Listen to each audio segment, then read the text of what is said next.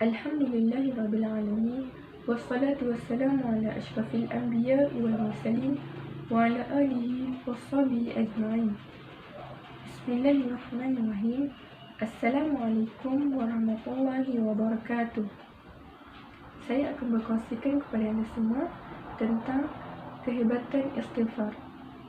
Istighfar bermaksud memohon ampun atas segala dosa yang dilakukan oleh seorang hamba dengan upaya untuk tidak mengulangi perbuatan tersebut.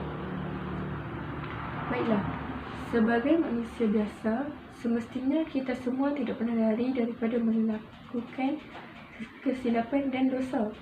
Tidak kiralah sama ada dosa besar ataupun dosa kecil, pasti kita semua pernah melakukannya.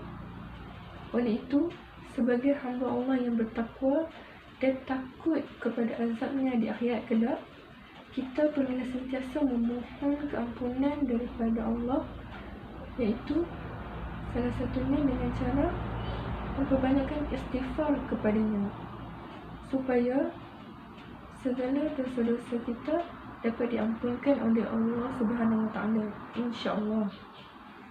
Di samping itu juga, istighfar bukan sahaja sebagai penghapus dosa.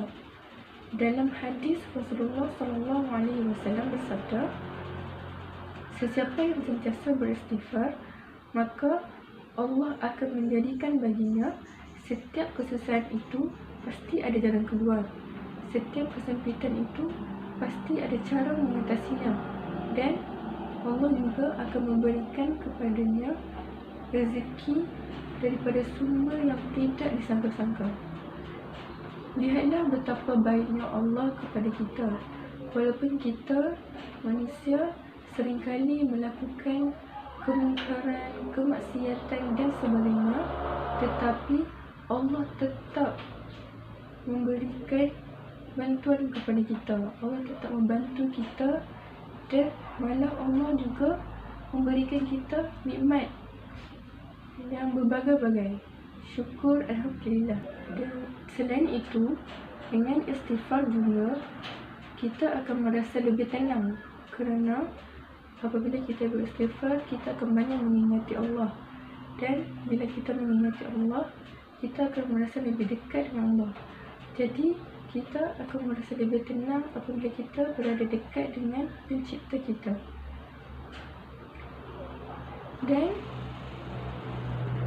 hebatnya istighfar, ia juga mampu memberikan kesan yang mendalam kepada diri kita sekiranya kita beristighfar dengan hati yang ikhlas dan penuh pengharapan kepada Allah Subhanahu Wa Taala. Jika kita melakukan sedemikian, pasti kita akan dapat merasai betapa nikmatnya istighfar tersebut. Oleh itu, marilah sama-sama kita menjadikan istighfar ini sebagai zikir harian kita, agar kehidupan kita tidak menjadi sia-sia sahaja. Dan juga mudah-mudahan dengan istighfar ini juga Allah Subhanahu Wa Taala akan mengampunkan segala dosa kita yang telah lalu dan memakbulkan segala doa dan permintaan kita, insya-Allah. Sekian, wabillahi taufiq wal hidayah. Wassalamualaikum warahmatullahi wabarakatuh.